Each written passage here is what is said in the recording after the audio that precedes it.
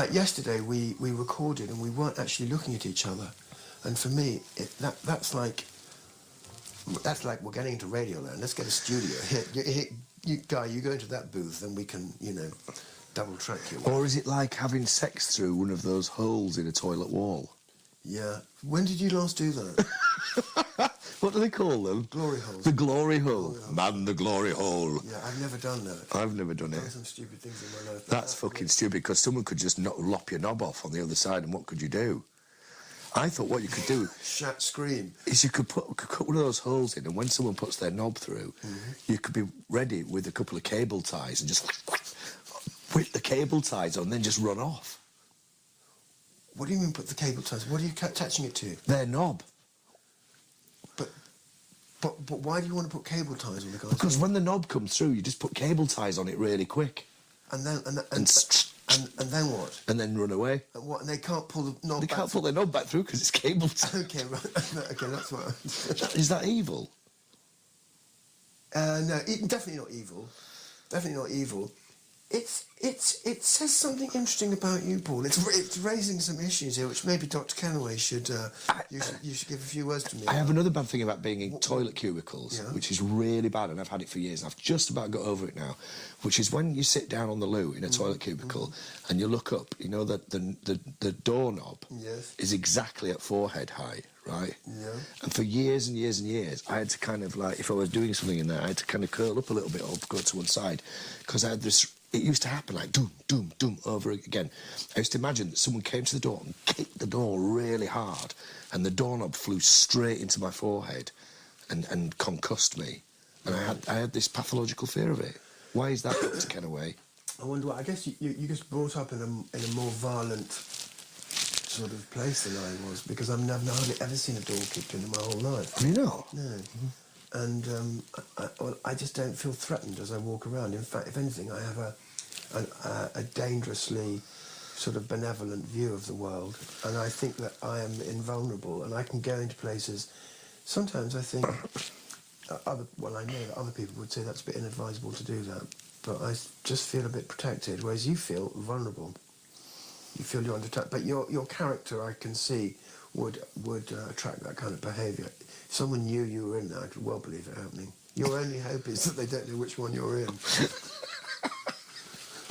Guy, it only has to happen once, and all of this fragile constructs, this misapprehension that you're labouring under will come crashing down around your ears. Yeah. It is like one of those things that they make in prison out of matches, but without the glue. The world is a violent and unforgiving place. Oh, I find it such a kind place. I find so much kindness everywhere. And violence, I hardly ever see it. I've only really ever seen one dead person in my whole life, and I'm 61 years old. And that happened about 3 or 4 years ago. Right. I never. Well, we often talk. We end up talking about fights. You've stopped fighting, Paul, but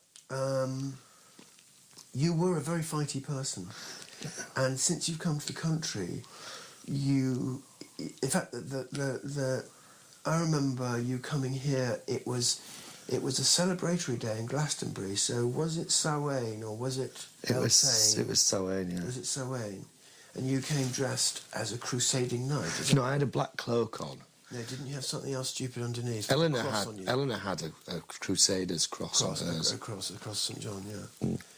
That's it. I mean, you very nearly got into a fight. Have we discussed the fight? I don't know. No, anyway, so. Paul acted like, well, so out of character because he's a man of words, as anyone listening to this will know, and seems very curly and cuddleable and sweet, and I would have thought safe for me to go about my business with. But somehow, in this hippie pub in Glastonbury on Samhain, a more unlikely place and time for a fight, for violence, it would be hard to think of, Paul managed to get into a kind of fight, and we went out onto the street, and you flicked your cloak off behind you and stood there, and you went, come on, and sort of goaded and challenged this guy.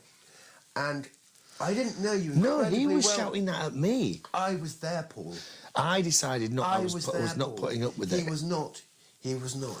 you were goading him. He reacted. It's true. I remember seeing his kids. I was so shocked. Such an unusual situation. His kids go, Dad, no, Dad, not again, Dad. There you go. That says it all. He was the fighter, not me. Well, not again, the thing Dad. is, just like junkies or sex addicts, the two of you had recognised it across the pub that you were both. He was actually having a go at you That you two liked it. when we arrived. Yeah, he was having a go at me, but to me, just water off a duck's back. Well, what I wanted to say is, do you want to tell me why you think you don't fight so much now?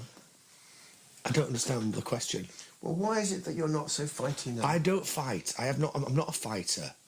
People have attacked me in the past and I've defended myself. Right. That's all. Mm-hmm. I don't instigate fights. I never have. Okay. You instigated that one.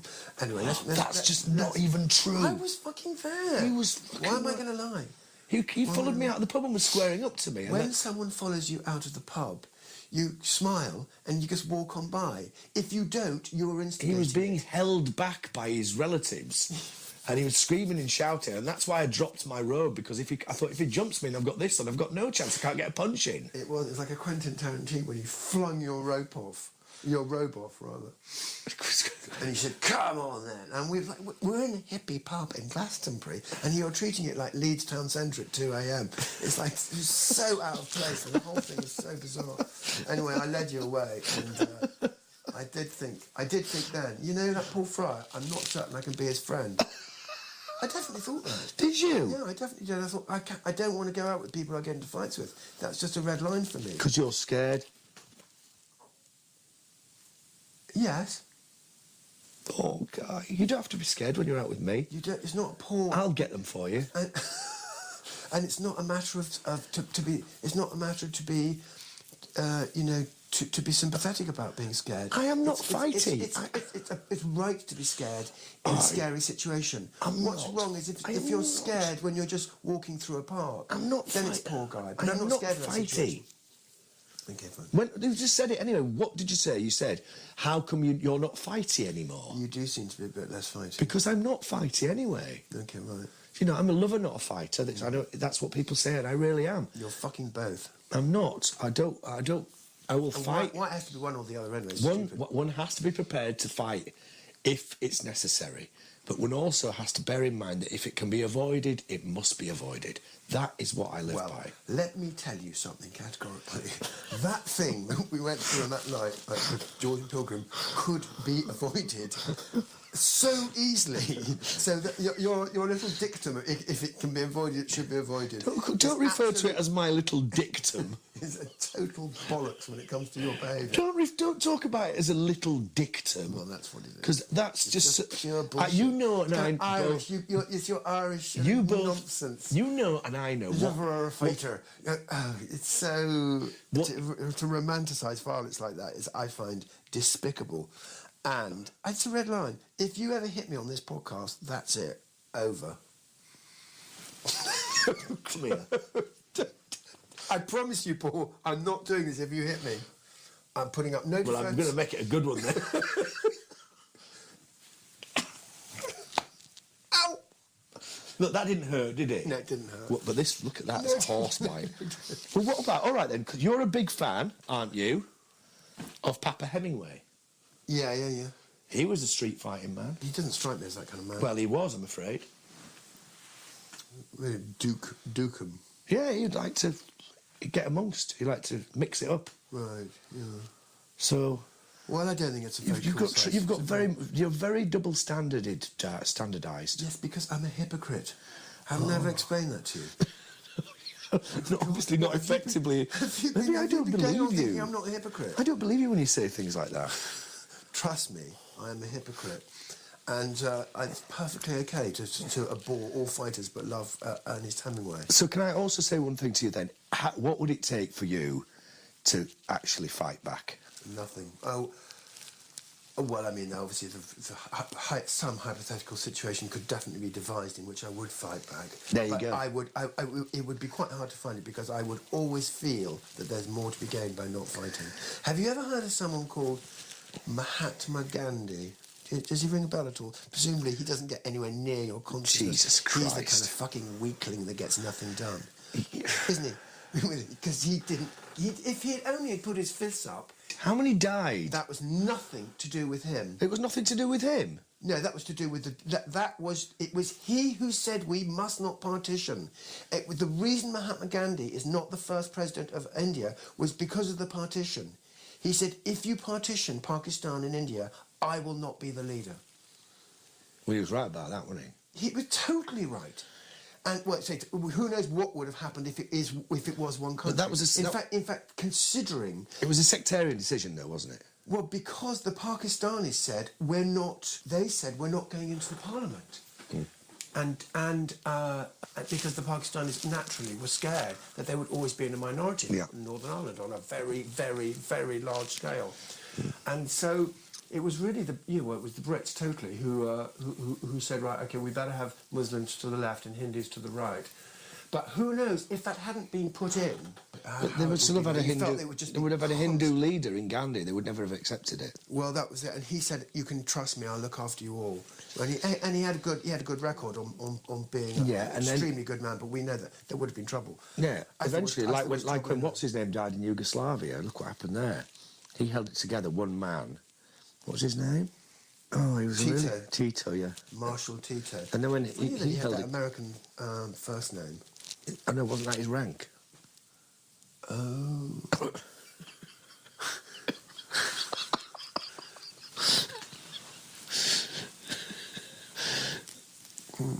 Hi.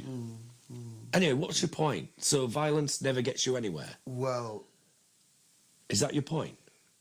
Are you really saying that?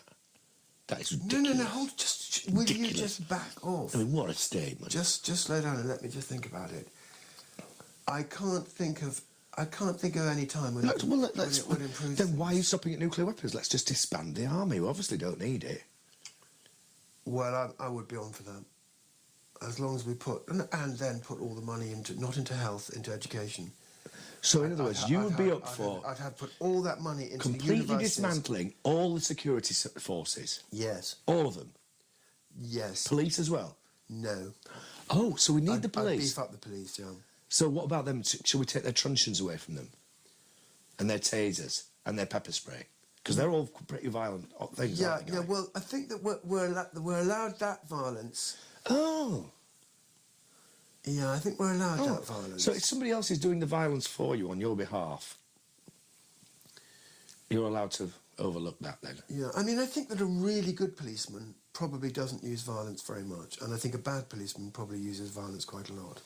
But I think a really good policeman allows the uniform and his integrity and the fact that he's making a good judgment on the spot give him so much power that people do whatever he says. And what about the middling policeman, which is where most of them are? Yeah, well, I'm sure that they don't behave very well. But there are also psychopathic people around. I don't think they're psychopathic countries, but I think there are psychopathic people, and they murder children and have sex with children, things like that, and they have to be restrained.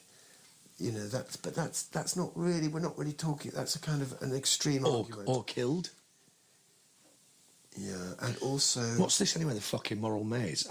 Why are we discussing this? Because we started with the pub fight with you, and we're now... Yeah, well, you brought this up, you see. You brought violence into our world, Guy. Trying to make me out to be violent, and now you've brought all this violence in. I'm not violent. I'm not a violent person. Cool. Yeah.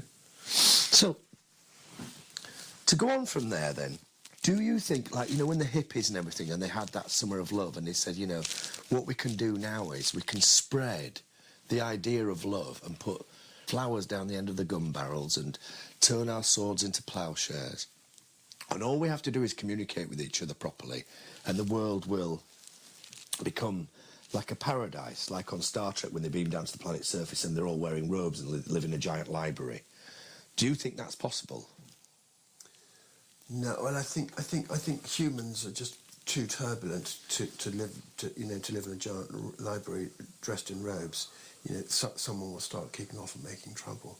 So you have to allow for a bit of turbulence. But I think that if you arm them, the turbulence is bound to get more extreme. And you know, it's great that our police don't have guns. It's really good. I think if they had guns, it would just be much more violent in our society. You see a lot more policemen around with guns now. You do actually, yeah, you do. A lot more. Yeah. I mean, now I'm not even surprised when I see a copper with a pistol at his side. Yeah. And 10 years ago, even it was very unusual. really unusual. Yeah. I don't think they wanted. My nephew's a copper, and he was put up to go on the firearms course. He said, "I don't want to do it." Actually. What about tasers, Guy? Do you think I've never seen one. They don't look nice though. I had a tennis racket in France which had an electric grid on it, which was a fly swat, and it went or a wasp thing. Have you ever seen them? Yeah. They're plastic, and Yes. they must have some. Is it a capacitator? The thing that makes a It's just a battery high voltage transformer in the handle. Yeah. And this thing, if you got it on a flight, actually smoke would come, and the smoke would come up. Yeah, but have you looked closely at what it does to them? It fries them. It burns them alive. Yeah, it frazzles them. Yeah. And I was using it on my nephew actually, and it made him jump across the room.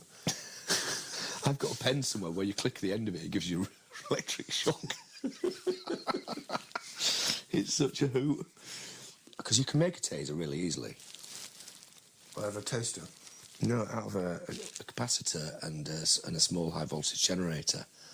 And you just charge up the capacitor, and then when you touch the two terminals on you, it gives you a big, big shock. It discharges all at once. So it has to actually touch you, does it? Yeah.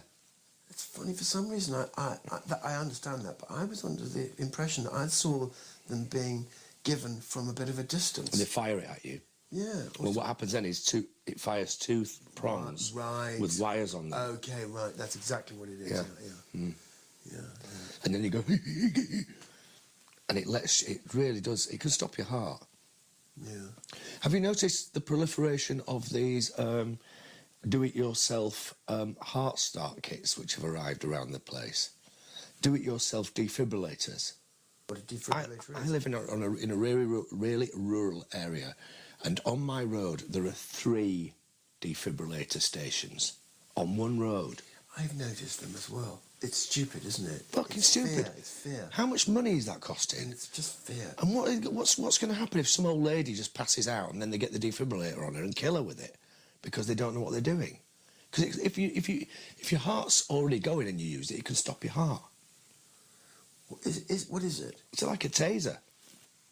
And you just mount it on your chest? Just basically, when someone's lying on the floor, you bare their chest and you put it's that thing where they have the paddles and they go clear, boom. What are they saying clear about? Get everyone off the body, because if you're touching it, then you will get a shock from it and it can stop your heart. This is the thing, it only works to start someone's heart up again if it's actually stopped in the first place. So if you misjudge the fact that that person's heart has stopped and hit them with it, it could kill them. Yeah, it's a specialist piece of equipment. It's fucking ridiculous. It's just being put around everywhere. Yeah. Your nearest defibrillator spot. Yeah. Oh, I think I'm having a heart attack. I'll just get my defibrillator map out and find out where...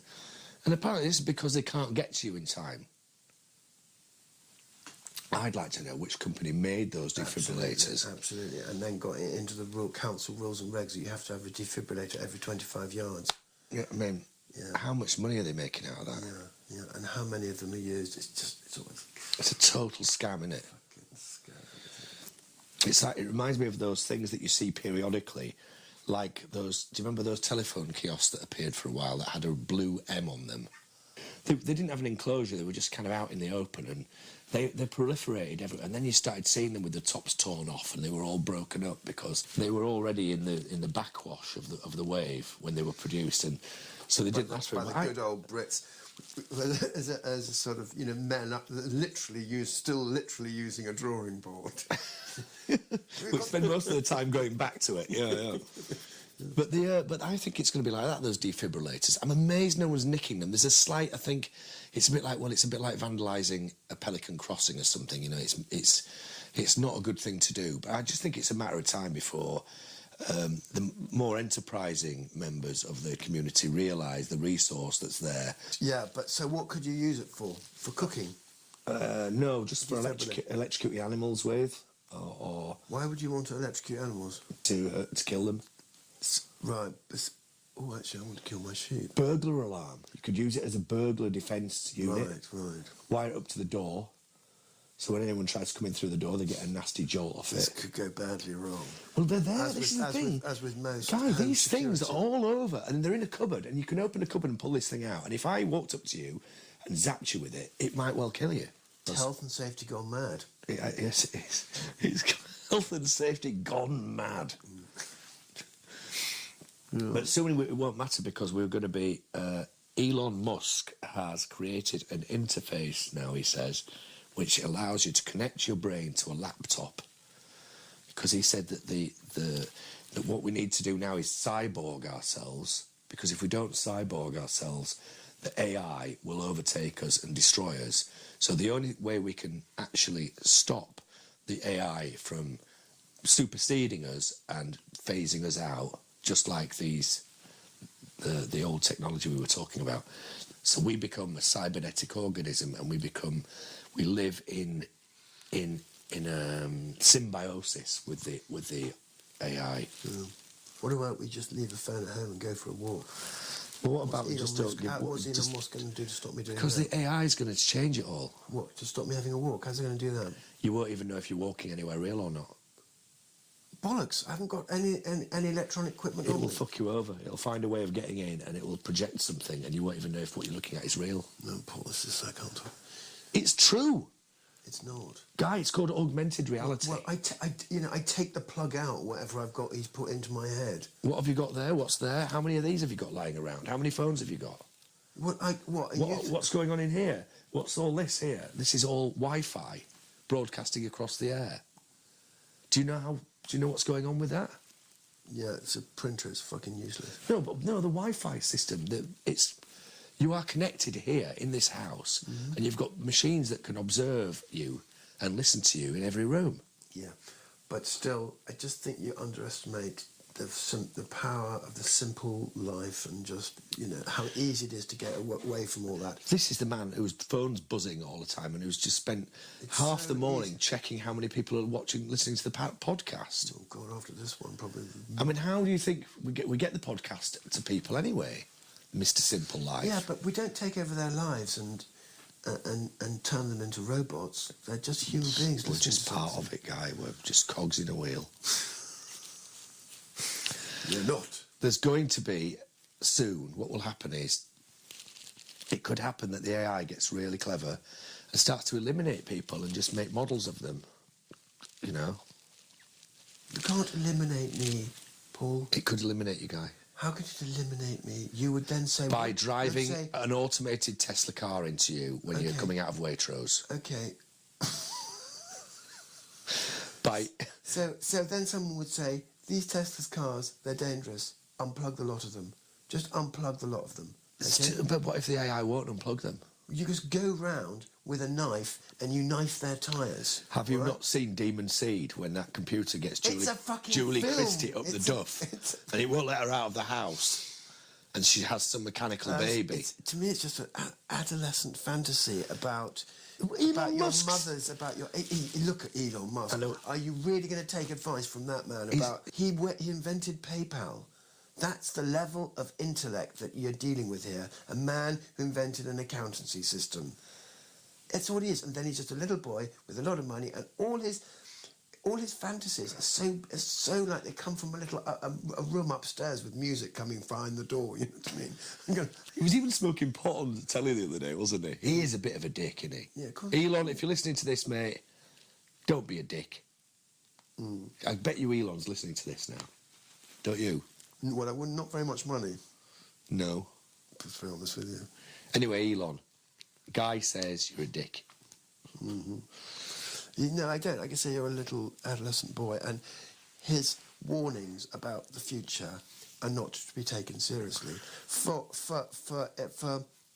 interpretation and for insights into the human character and future, you do not go to the man who invented PayPal. You go to, I'd rather hear Saul Bellow, although he's dead, on where he thinks we're going than on the bloke who invented an accounting system. Well, there you go, you see, because if Elon has his way, people like Saul Bellow will never die.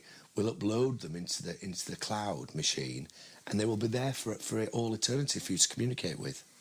They won't. That's not Saul Bellow. That's Elon Musk's infantile little version of Saul Bellow. Sim. But Elon Musk isn't fit to tie the laces on the boots of wherever. Elon Musk taking over the world. Elon Musk wears take over his bedroom. wears slip-ons. Or on his feet. Oh, Yeah. right, yeah. Okay. So he doesn't have to have anyone tying his bootlaces. No, but you feel like he probably can't fully dress himself. But anyway... What about him saying that bloke who went down the mine was a pedo? Yeah, well, that was... it was hard to see in that situation a less creative thing to say. It was so horrible. And, it's not true, because I'm sure if it's true, Elon Musk's man would have had the evidence by now. It would have been all over the Of course papers. it would, because he must have said to his little, go and dig it up and find it. So it's, to my mind, it's very unlikely to be true. What I find bizarre is he's expecting us all to go to fucking Mars, right? Mars, right, is a bit like... It's a bit like landing in the middle of the Arizona desert, except there's nothing alive there at all and there's no air. Well, exactly. And what the fuck are you going to do when you get there? Yeah. It's like, why would you want to go Have sex there? with Elon Musk and start the new Meister race. Yeah. In a vacuum. Anyway, it's a ridiculous notion, and He's a bit like... There's lots of characters in Philip K. Dick novels who are like him, that even have that kind of name. It's like a recurring theme, and there's one guy at the head of this corporation who's responsible for all this, and I can't help thinking that Elon Musk has kind of modelled himself on that. yes, he does look like it, doesn't he? Yeah. The Tyrrell Corporation. Yeah, that kind of thing. He's South African, isn't he? Is he? Yeah. That's his... Born in South Africa. That's his excuse for being called Elon Musk. And then he went to live in America. Yeah. Dean. I don't like it. I don't like his cars. The thing about his cars is they go really fast, but you get in one and it's not a nice place to be. It's plasticky, it's tacky, it smells funny. I just don't like them. All right, so it goes from 0 to 60 in 2 seconds, but they're not. It's not a nice place to sit. I don't like them. I don't want one. Are they around? Yeah, you'll be surprised. But they're so vanilla, you wouldn't notice them. Right. They look so... There's something fundamentally boring about them. Yeah. Like you say, it's the guy who invented PayPal. Yeah. I can't see it. And what's all this about landing on Mars next year? I mean, quite apart from why bother, the other thing is, really? And he thinks he's going to get loads of volunteers to go. Because he's not going to go. Well, I'm sure he won't get any volunteers if he does. Yeah, probably not, no. You're on your own, Elon. But, we should... And when you think about people in the past like him, who did we have? We had people like the guy who invented the spruce goose. What was his name? Howard Hughes. Howard Hughes. He was like he was a bit of everything, wasn't he? Yeah. He was a film producer, and he was He invented the bra. Yeah. Not the bra, but he invented, I think, the wire strong bra. Yeah. And he was a very respected journalist, wasn't he? Wasn't he, in the early days? Yeah, and then he was very instrumental in Las Vegas. He had bought a lot of Las Vegas, and I remember them. And when they were at Los Alamos, they were doing the nuclear testing. He wrote to Nixon and said, "I think you should move your nuclear test." Not Nixon. Whoever it was, Eisenhower. Eisenhower. I think you should move your nuclear testing because it's a bit close to where I bought all this property, and I suggest you move it. And Eisenhower wrote back and said, "Don't worry about the thing about nuclear is that it's totally safe, and that we're far enough apart, and nothing will go wrong at all." And he wrote back, and I've seen this letter. I can't remember where I saw it, where he goes, "Imagine a steak on a plate." And some fries, and right next to it is a large human turd, but not touching. How much would you want to eat that steak and chips? Right. Move your Move your fucking nuclear shit somewhere else. They didn't know, did I they? don't know if they did. No, they didn't. Is it close to Las Vegas? Really close. Right. The most bombed place in the world, the most nuclear devastated place in the world, is right next to Las Vegas in the desert. And it's still, you can't go out there. And if